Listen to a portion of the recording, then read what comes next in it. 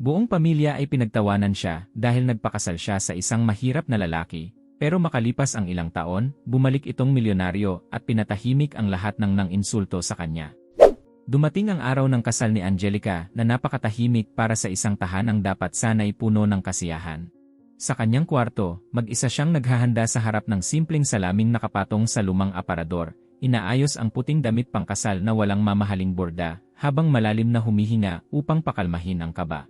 Mula sa pasilyo, maririnig ang mahihinang boses, ngunit sapat pa rin upang marinig niya ang bawat salita. Nagsasalita si Patricia sa mahinahon nitong tono na palagi nitong ginagamit kapag nais magmukhang makatuwiran. May oras ka pa para pag-isipan ito ng mabuti. Seryosong bagay ang kasal, hindi ito isang padalus-dalos na desisyon, sabi nito kay Denise, na para bang wala si Angelica ilang metro lamang ang layo. Mahinang sumagot si Denise, ngunit hindi rin gaanong mabait ang sinabi nito. Matigas talaga ang ulo niya. Matututo rin siya sa mahirap na paraan. Pumikit si Angelica ng ilang segundo, ngunit hindi siya umiyak. Nang maisuot niya ang simpleng hikaw na pinaghirapang bilhin ni Daniel, marahan niyang sinabi sa sarili, alam ko ang ginagawa ko.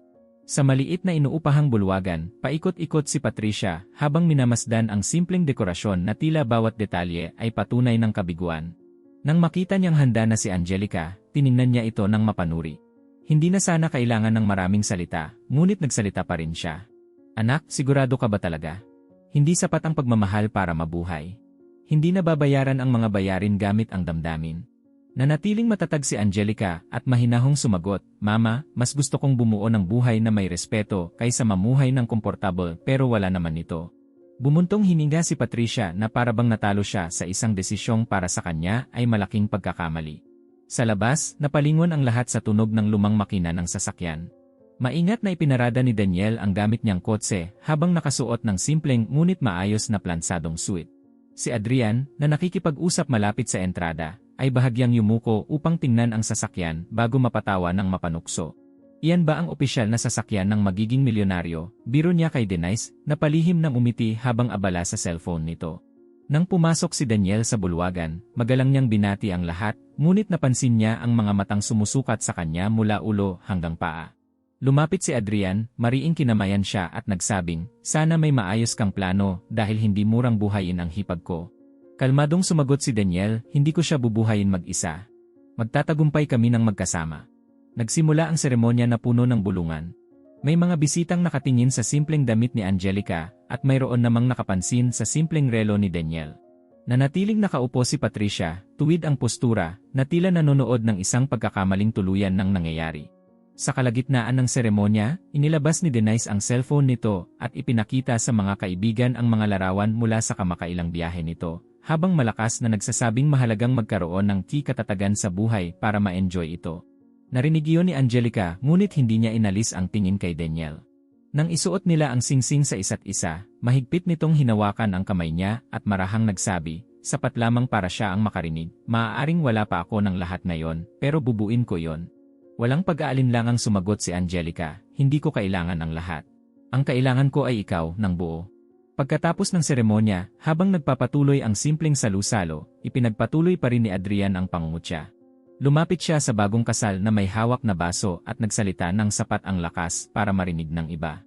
Well, kahit paano alam na ninyong magsisimula kayo ng walang luho. Makakaiwas kayo sa pagkadismaya sa hinaharap.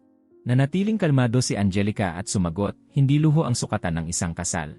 Ang tunay na sukatan ay kung paano ninyo tratuhin ang isa't isa kapag walang nakatingin. Sinubukan ni Patricia na sabihing nag-aalala lamang ang lahat, ngunit naroon na ang tensyon. Tahimik lamang na pinagmamasdan ni Daniel ang bawat kilos at bawat salita, itinatago ang lahat sa kanyang isip. Nang matapos ang handaan, umalis sina Angelica at Daniel sa bulwagan habang pinagmamasdan ng mga taong puno ng awa at pagdududa. May ilan pang nagbubulungan na sobra raw romantiko ang kanilang ginagawa para sa totoong mundo. Hirap muling umandar ang lumang sasakyan, ngunit tuloy-tuloy pa rin itong umusad sa madilim na kalsada. Sa upuan ng pasahero, tahimik na nakatingin si Angelica sa harapan habang dinadala ang bigat ng buong araw. Si Daniel ang unang bumasag sa katahimikan. Nagsisisi ka ba? Lumingon siya rito at walang pag-aalinlangang sumagot, hindi. Pinili ko ito. Makalipas ang ilang oras, naroon na sila sa maliit na inuupahang apartment sa ikalawang palapag ng isang lumang gusali, at kitang-kita ang kaibahan. Ang sala ay may mga gamit ng muebles, may mga bahagi ng dingding na nagbabalat ang pintura, at halos hindi magkasya ang dalawang tao sa maliit na kusina. Ngunit sa kabila nito may kapayapaan.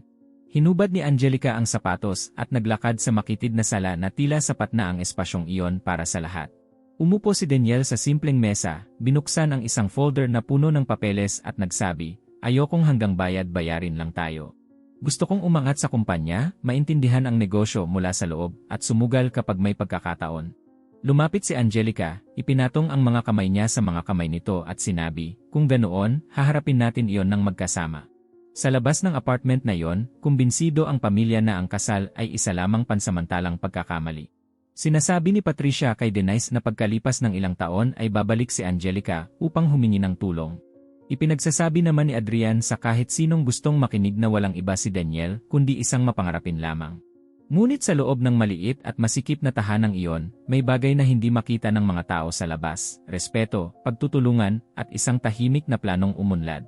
Habang pinapatay nila ang ilaw sa kanilang unang gabi bilang mag-asawa, alam ni Angelica na marami pa siyang haharaping panghuhusga, ngunit hindi niya iyon haharapin ng mag-isa.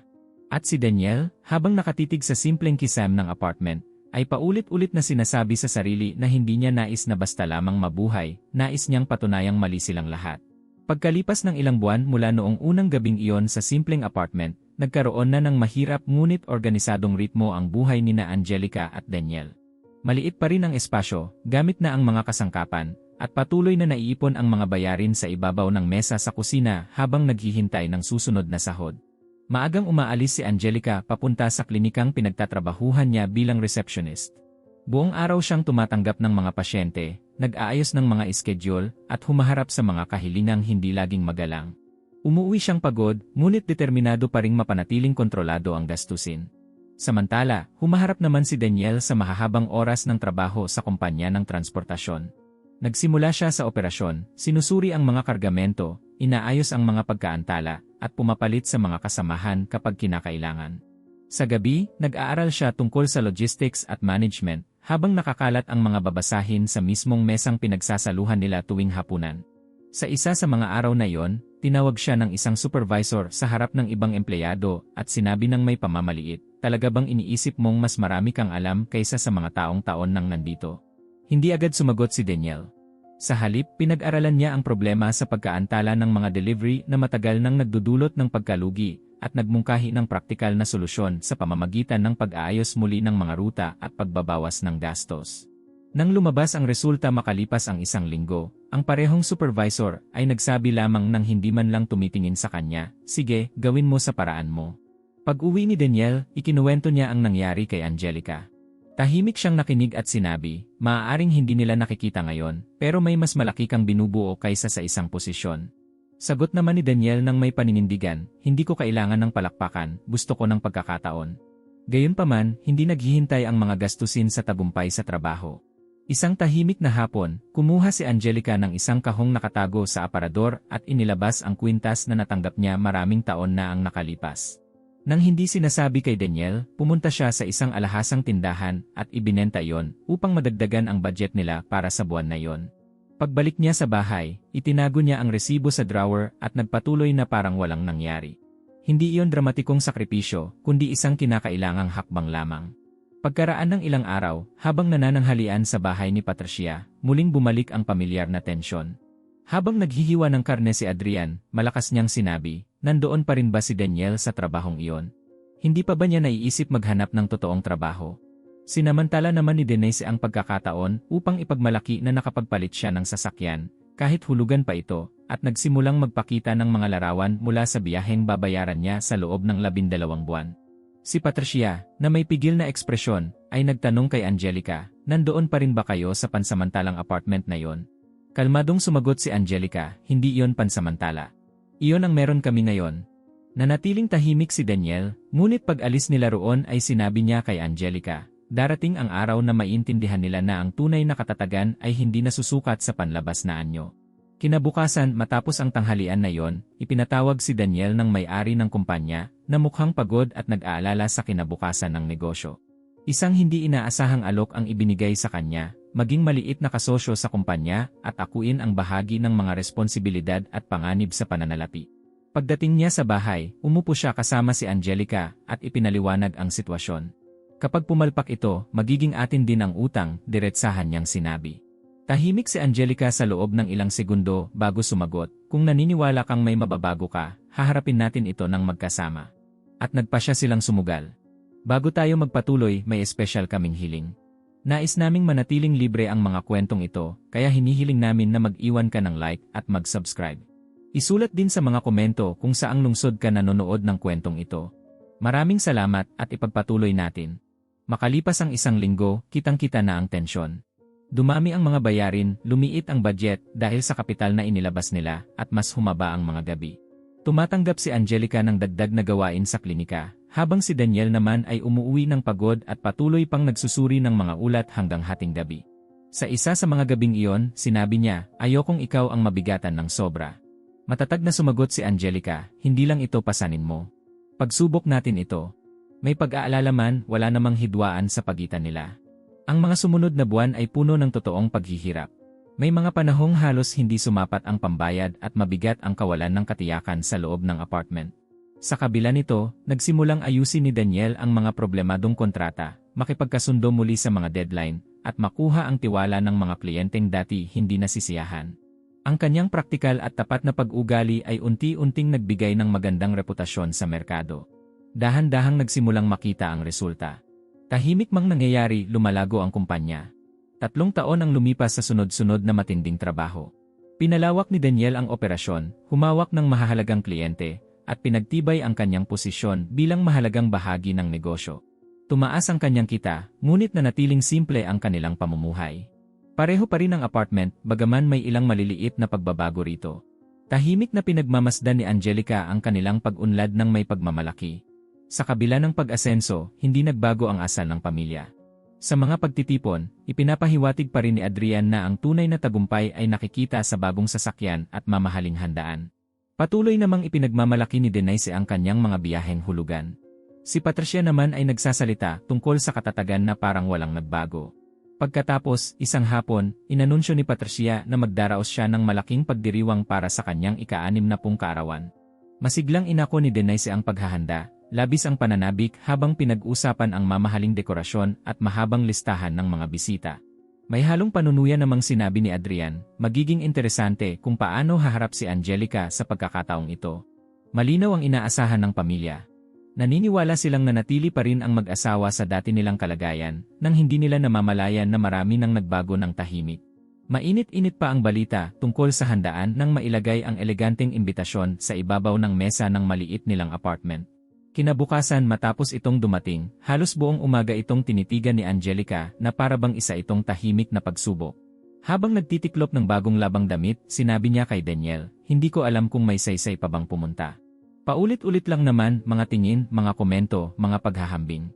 Si Daniel, na nakaupo sa harap ng computer habang sinusuri ang mga ulat, ay matatag na sumagot, hindi na natin kailangang magtago para lang mapasaya ang iba. Kung pupunta ka, dahil gusto mo, hindi dahil kailangan mong patunayan ang sarili mo.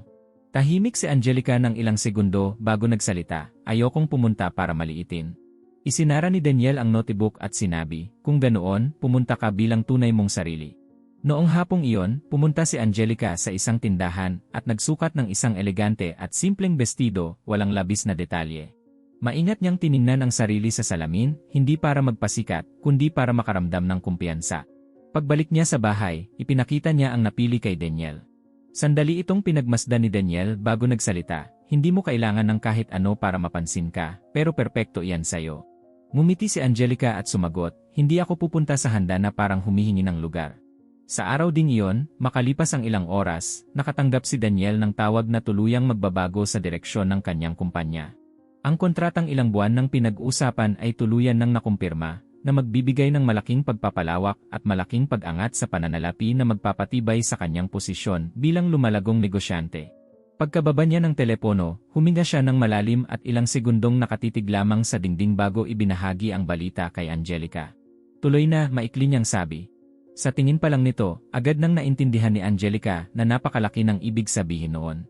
Ito ba ang hinihintay mo? Tumango si Daniel at idinagdag, akyat na sa ibang antas ang kumpanya. Hinawakan ni Angelica ang kamay niya at sumagot, pinaghirapan mo yan. Sa kabila ng tagumpay na yon, gumawa si Daniel ng isang estratehikong desisyon. Hindi ko muna sasabihin sa kanila, sabi niya, tinutukoy ang pamilya. Hindi nila kailangang malaman agad. Sumang-ayon si Angelica sa pamamagitan ng pagtango. May isa pang bagay na hindi sinabi ni Daniel noong sandaling iyon. Ilang buwan bago pa man, palihim niyang binili ang bahagi ng matatandang utang ni Adrian sa mundo ng negosyo gamit ang mga tagapamagitan. Hindi pa alam ni Adrian na ang bagong hindi nagpapakilalang nagpautang sa kanya ay ang mismong lalaking matagal niyang minamaliit. Nang gabi ng handaan, dumating ang mag-asawa ng kalmado at hindi nagpapapansin. Maliwanag ang bulwagan, puno ng mga bisitang maayos manamit at malalakas ang usapan. Naglakad si Angelica sa tabi ni Daniel nang may matatag na tindig at walang pagmamadali. Pagpasok pa lamang nila, may ilang bisita nang nakakilala kay Daniel bago pa man sila mapansin ng pamilya. Lumapit ang isang lalaki at nagsabi, "Ikaw ba si Daniel ng kumpanya ng transportasyon na kamakailan lang ay nagpalawak ng operasyon? Nasusubaybayan ko ang paglago ninyo." Magalang na sumagot si Daniel, "Masipag lang kaming nagtatrabaho." Sa maikling usapang iyon pa lamang, nagsimula nang magbago ang atmosfera sa paligid nila. Si Denise ang unang lumapit mula sa pamilya, may sobrang lawak ng ngiting halatang pilit. "Angelica, napakaganda mo. Mabuti at nakapunta kayo," sabi niya habang hawak ang braso ng kapatid na parang matagal nang malapit, kahit taon na silang hindi ganoon. Magalang na sumagot si Angelica, "Salamat, Denise." Maya-maya'y lumapit si Adrian, nag-aalok ng inumin at pilit na nagpapakitang malapit sa kanila. "Daniel, kaibigan, narinig kong maganda raw ang takbo ng negosyo mo," sabi nito na parang noon pa man ay naniniwala na siya rito. Maikli lamang ang sagot ni Daniel, "Lumalaki na kami." Mula sa malayo ay pinagmamasdan sila ni Patricia, salitan ang gulat at huling pagsisisi. Nang makalapit ito, hinawakan niya ang braso ni Daniel at nagsabi, "Alam kong may potensyal ka." Kalmadong sumagot si Daniel, "Matagal ko nang taglay yon, Ginang Patricia. Kailangan ko lang ng panahon." Mabilis na nagbago ang pakikitungo ng pamilya, napalitan ng malinaw na interes ang dati nilang pagdududa. Habang nagpapatuloy ang handaan, may isang bisitang nagkomento tungkol sa kalagayan ng negosyo sa lugar habang nag-uusap malapit sa pangunahing mesa. May ilang kumpanya raw na nahihirapan ngayon dahil sa mga lumang utang na binili ng isang anonymous na investor. Inaayos daw niya ang lahat. Biglang nagbago ang ekspresyon ni Adrian habang nakikinig. "Maraming masasalimuot na problema ang dala ng ganyang bagay," sabi niya habang pilit na kumikilos ng natural. Nagpatuloy ang bisita, sabi nila, napakatigas daw ng investor na yon pagdating sa negosasyon. Mas humigpit ang hawak ni Adrian sa baso, halatang hindi komportable. Samantala, nanatiling kalmado si Daniel at tahimik lamang na nagmamasid. Napansin ni Angelica ang banayad na tensyon sa paligid at kung paano tuluyan nang nagbago ang pakikitungo sa kanila. Ang mga dating mapanlait at mapagmataas ay ngayon naghahanap na ng paraan para mapalapit. Pilit silang ipinapakilala ni Denise sa iba pang bisita, sinusubukan ni Adrian na magmukhang kakampi, at nakangiti si Patricia na parang likas na bahagi ng pamilya ang tagumpay ni Daniel. Habang naglalakad si Angelica sa bulwagan, napansin niyang nabago man ng pera ang asal ng mga tao sa paligid nila, hindi nito nabago si Daniel. Siya pa rin ang parehong matatag at magalang na lalaki, ngunit ngayon ay imposible nang maliitin. Wala pang direktang komprontasyon at wala pang mabibigat na salitang nabibitawan, pero malinaw na nag-iba na ang balanse sa loob ng pamilya. Mas maingat na ang lahat, na para bang muling sinusukat ng bawat isa ang kanilang posisyon. Sa sandaling iyon, naunawaan ni Angelica na hindi pa nangyayari ang pinakamabigat na revelasyon, ngunit nagsimula na ang tahimik nitong epekto. Nagbago na ang takbo ng handaan, ngunit makalipas ang ilang oras, sa kasagsagan ng selebrasyon, lalo pang tumindi ang tensyon. Mula sa malayo ay pinagmamasdan ni Adrian si Daniel, sinusuri ang bawat kilos nito, hanggang sa magpasya siyang lapitan ito ng pribado at ilayo mula sa pangunahing grupo. Hawak ang baso, pilit niyang pinanatiling kaswal ang tono, ngunit halata ang pagmamadali sa boses. "Daniel, gusto sana kitang makausap tungkol sa negosyo. May ilang lumang utang ang kumpanya ko na kamakailan lang nabili at nahihirapan akong gumalaw dahil doon. Kailangan kong makipag-ayos ulit." Kalmadong tiningnan siya ni Daniel, na parang matagal na niyang hinihintay ang sandaling iyon, bago sumagot ng hindi nagbabago ang tono, "Alam ko kung anong mga utang ang tinutukoy mo." Kumunot ang noo ni Adrian at nagtanong, "Ibig mong sabihin, kilala mo ang investor na nasa likod nito?" Hindi inalis ni Daniel ang tingin at matatag na nagsabi, "Ako yon." Mabigat ang katahimikang sumunod. Ilang segundo ring hindi nakapagsalita si Adrian habang pinoproseso ang narinig. Naglaho ang kumpiyansa sa kanyang mukha at napalitan ng matinding pagkabigla. "Sinasabi mong binili mo ang mga utang ko?" Bahagyang tumango si Daniel bilang kumpirmasyon. "Nakuha ko ang bahagi ng mga yon ilang buwan na ang nakalipas. Isa yung estratehikong desisyon.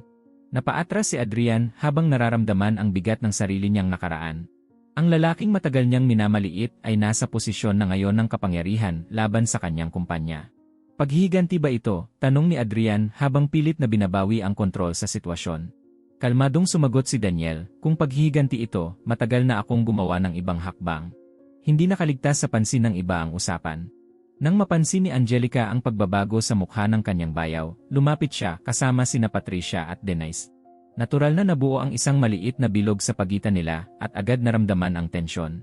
Huminga ng malalim si Angelica bago magsalita, nananatiling matatag at kalmado. Sa loob ng maraming taon, sinabi niyong walang kinabukasan si Daniel at sinisira ko lang ang buhay ko. Pero ngayon iba na ang trato ninyo sa kanya. Ano ang nagbago? Sinubukang sumingit ni Patricia at sinabing gusto lamang niya ang pinakamabuti para sa anak. Kaligtasan mo lang ang iniisip ko noon, paliwanag niya. Hindi itinaas ni Angelica ang boses habang sumasagot. Hindi pera ang sukatan ng seguridad. Hindi kailanman nagbago ang ugali niya, bank account lang niya ang nagbago. Napaiwas ng tingin si Denise habang nanatiling tahimik si Adrian, malinaw na tinamaan ng sinabi. Pagkatapos ay si Daniel naman ang nagsalita at diretsong tumingin kay Adrian. Maaari kong hilingin ang agarang pagbabayad ng lahat ng utang na iyon. Karapatan ko yon. Pero pinili kong magbigay ng pagkakataon para sa renegosasyon. Bahagyang nakahina ng maluwag si Adrian, ngunit nagpatuloy si Daniel. May isang kondisyon. Lalong naging tahimik ang paligid. Gusto kong aminin mo sa harap ng lahat na minamaliit mo ako noon at nagkamali ka. Hindi pera ang hinihingi niya kundi pagkilala sa katotohanan. Napalunok si Adrian. Ang kayabangang matagal niyang dala ay siya ngayong pinakamalaking hadlang. Tumingin siya sa paligid at napansin lihim silang pinagmamasdan ng mga bisita bago matigas na sumagot, wala akong kailangang aminin. Nanatiling kalmado si Daniel. Kung ganoon, susundin natin ang formal na proseso.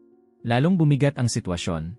Sinubukan ni Patricia na pakalmahin ang lahat sa pagsasabing hindi iyon dapat pag-usapan doon, ngunit huli na dahil lantad na ang katotohanan. Tahimik na inoobserbahan ni Angelica ang lahat at napagtanto niyang hindi tungkol sa pera ang laban na iyon kundi tungkol sa pagkilala at respeto. Nanatiling matigas si Adrian, hindi magawang gawin ang isang hakbang na sana'y makapagliligtas sa sarili niyang sitwasyon. Doon muling nagsalita si Daniel, ngunit ngayon ay kay Patricia nakatuon ang kanyang mga salita. Binanggit niyo kanina ang tungkol sa seguridad. Ilang buwan na ang nakalipas, nalaman kong may pinagdaraanan kayong problema sa pera tungkol sa bahay. Nagulat si Patricia. Paano mo nalaman iyon? Nagpatuloy si Daniel. Binili ko ang utang sa renovation na muntik nang maging dahilan para mawala ang bahay. Tahimik na nabayaran ang lahat. Agad na bumalot ang katahimikan. Napatingin si Denise sa kanyang ina, hindi makapaniwala. Napahawak si Patricia sa dibdib habang pilit inuunawa ang naririnig. Ikaw ang gumawa noon, mahina niyang tanong. Tumango si Daniel. Hindi ko ginawa iyon para kilalanin ako. Ginawa ko iyon dahil asawa ko si Angelica at kayo ang kanyang ina. Lubos na nayanig ang lahat sa rebelasyong iyon. Napagtanto ni Adrian na habang siya ay abala sa pag-ipon ng utang at kayabangan, si Daniel naman ay tahimik na kumikilos ng may diskarte at malasakit. Si Denise na dati lumalapit lamang dahil sa pansariling interes, ngayon ay wala nang masabi. Si Patricia naman ay tila hati sa hiya at pasasalamat habang unti-unting nauunawaan na ang lalaking matagal niyang kinuwestiyon ay tahimik palang pinoprotektahan ang pamilya. Pinagmasdan ni Angelica ang asawa ng may bagong pag-unawa. Hindi na lamang ito tungkol sa tagumpay sa negosyo o mataas na posisyon. Tungkol ito sa pagkatao. Hindi nagtaas ng boses si Daniel, hindi siya nanira ng lampas sa kinakailangan, at hindi niya ginamit ang kapangyarihan upang manghamak. Naglatag siya ng patas na kondisyon at nagbigay ng tunay na pagkakataon. Kitang-kita ang malaking pagkakaiba ng asal niya kumpara sa mga taong puro salita lamang. Nanatiling tahimik si Adrian, hindi kayang aminin ang pagkakamaling makapagliligtas sana sa kanya. Patuloy ang kasiyahan sa paligid, ngunit hindi na si Patricia ang sentro ng selebrasyon. Ang tunay na laman ng gabing iyon ay ang katotohanang ang lalaking dating minamaliit at itinuturing na walang silbi ay siya na ngayong pinakamatatag na haligi sa kanilang paligid. Habang nakatingin kay Daniel, napagtanto ni Angelica na ang pinakamalaking tagumpay ay wala sa milyonaryong kontrata o sa pagiging pinagkakautangan ng iba. Nasa paraan iyon kung paano nito hinaharap ang lahat ng walang kayabangan at walang paghihiganti, kundi may katahimikan at paninindigan. At sa sandaling iyon, sa harap ng pamilyang minsang nagduda sa kanila, naunawaan niya na ang tunay na tagumpay ay hindi ang magkaroon ng sapat na pera para patahimikin ang iba, kundi ang magkaroon ng sapat na dangal para hindi na kailangang sumigaw. Ang mabigat na katahimikan ng gabing iyon ay nanatiling sariwa sa alaala ng lahat nang, makalipas ang isang linggo, nagsimulang lumitaw ang totoong epekto ng mga nangyari. Si Adrian, na tumangging amining minamaliit niya noon si Daniel, ay nakatanggap ng formal na abiso tungkol sa restrukturisasyon ng kanyang mga utang.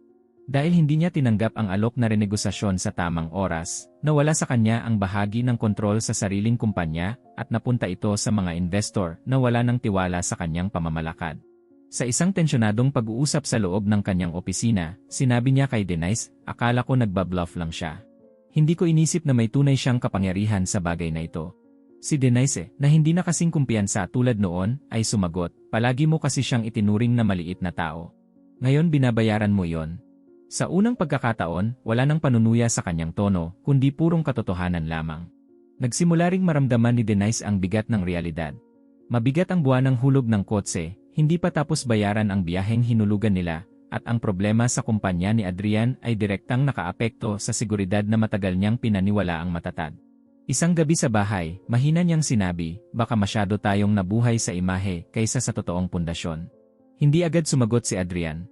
Tahimik lamang itong nakatitig sa mesa habang unti-unting tinatanggap ang bunga ng sarili niyang mga desisyon. Si Patricia naman ay ilang araw ding nag-isip bago kumilos, ngunit kalaunan ay pinuntahan niya si Angelica sa dati nitong apartment. Pagpasok niya sa simpleng tahanan na ngayoy mas maayos at bahagyang naipagawa, ilang segundo muna niyang minasdan ang paligid. Iba ang naging usapan nilang mag-ina kaysa dati. Hindi na gumamit si Patricia ng mapang-utos na tono o naghanap ng dahilan para ipagtanggol ang sarili. Napagtanto kong nagkamali ako sa paraan ng paghusga ko sa inyong dalawa, mahina niyang pag-amin. Tahimik siyang pinakinggan ni Angelica. Nagpatuloy si Patricia. Napagkamalan kong katatagan ang magarbong anyo at hindi ko nakita kung ano talaga ang mahalaga. Matatag ngunit walang galit na sumagot si Angelica, hindi ko kailangan na sumang-ayon kayo sa akin. Ang kailangan ko lang ay respetuhin niyo ang pinili ko. Tumango si Patricia bago marahang nagsalita, huli na akong natututo pero natututo pa rin ako. Samantala, hindi lamang nakontento si Daniel sa pagpapatatag ng kanyang kinikita. Sa halip na ituon lang ang puhunan sa pagpapalawak ng negosyo, nagpasya siyang ilaan ang bahagi ng bagong kita sa isang proyektong panlipunan na nakatuon sa pagsasanay ng mga kabataang kapos sa buhay. Nang ipinaliwanag niya ang ideya kay Angelica, malinaw niyang sinabi, alam ko kung paano magsimula ng walang bukas na pinto. Kung kaya kong magbukas ng ilan, gagawin ko. Ngumiti si Angelica at sumagot, ipinapakita lang niyan na hindi mo kailanman nakalimutan kung saan ka nanggaling. Nagsimula ng maliit ang proyekto na may mga pangunahing kurso sa logistics at administrasyon na nagbibigay ng totoong oportunidad sa mga taong nangangailangan. Pagkaraan ng ilang buwan, hindi na katulad dati ang samahan ng pamilya. Naging mas magalang ang pagtrato ni Patricia, hindi dahil sa takot o interes sa pera, kundi dahil sa tunay na pagkilala. Si Denise naman, habang hinaharap ang resulta ng sarili niyang mga desisyon, ay nagsimulang maging mas mapagpakumbaba. Sa isang pagtitipon ng pamilya, sinabi niya kay Angelica, akala ko noon, ang tagumpay ay ang maipakitang mas marami kang meron. Ngayon naiintindihan ko na ang tunay na tagumpay ay ang mapanatili kung ano ang mayroon ka. Si Adrian naman ay dahan-dahang nagsimulang buuin muli ang kanyang reputasyon sa negosyo. Sa isang pribadong pag-uusap nila ni Daniel, sinabi niya, nagkamali ako nang isipin kong hindi ka na makakaalis sa kalagayang iyon. Kalmadong sumagot si Daniel, hindi mahalaga kung saan tayo nagsimula. Ang mahalaga ay kung paano tayo kumikilos kapag may pagkakataon na. Pinili ni na Angelica at Daniel na manatili sa dati nilang apartment, kahit kaya na nilang mamuhay sa mas marangyang paraan. Ipinaayos nila ang lugar, nagpalit ng ilang kasangkapan, ngunit pinanatili ang diwa ng tahanang iyon. Isang tahimik na gabi, habang nakaupo sa mesang mayroon ng bagong ayos, sinabi ni Angelica, ipinaalala ng lugar na ito na dahan-dahan nating binuo ang lahat. Sumagot si Daniel, at ipinapaalala rin ito na hindi natin kailanman kinailangang magpanggap para umangat. Nagkaroon ng bagong balanse ang relasyon nila sa pamilya. Wala na ang mga palihim na tawa o mapanuyang komento. Maingat man, totoo na ang respeto, bunga ng mga aral na huli ng natutunan. Patuloy pa ring humaharap si Adrian sa mga hamon sa pagbangon muli ng kanyang negosyo, ngunit ngayon ay wala na ang dating kayabangan. Sa halip na makipagpaligsahan, naghahanap siya ng gabay at nagpapakita ng kahandaang matuto. Si Denise naman ay nagsimulang pahalagahan ang mas responsableng mga desisyon, binawasan ang mga hindi kailangang gastusin at mas pinili ang tunay na katatagan. Sa huli, naging malinaw na ang pera ay nakapagpabago ng mga sitwasyon, nakapagbukas ng mga pinto, at nakapaglantad ng mga katotohanan, ngunit hindi nito nababago ang pagkatao. Matatag at marangal na si Daniel bago pa man lumago ang negosyo. Ang kaibahan lamang ay nang dumating ang kasaganaan, naging imposibleng balewalain ang mga katangiang matagal nang nasa kanya. Para kay Angelica, ang pinakamalaking patunay ay nang mapagtanto niyang ang lalaking pinili niya sa simpleng salon ay nananatiling pareho, mas marami lamang ngayong naabot. At para sa pamilya, naging malinaw ang aral, maaaring baguhin ng yaman ang kalagayan, ngunit ang karakter lamang ang tunay na nakapagbabago ng relasyon at nakapagwawasto ng mga paghuhusgang ginawa ng masyadong maaga. Maraming salamat sa pagsama hanggang dito. Naghanda kami ng isa pang espesyal na kwento para sa iyo na lumalabas ngayon mismo sa iyong screen, ay click mo lamang upang mapanood. Kung nakaantig sa iyo ang kwentong ito, huwag kalimutang mag-subscribe at pindutin ang buton na i sa mga komento upang mas marami pang tao ang makarinig ng nakaka-inspire na kwentong ito. Kung maaari, ibahagi mo rin ito. Maaaring mukhang maliit na bagay, pero ang pagpapakalat ng isang kwento ng pagbangon ay pagpapalaganap din ng pag-asa.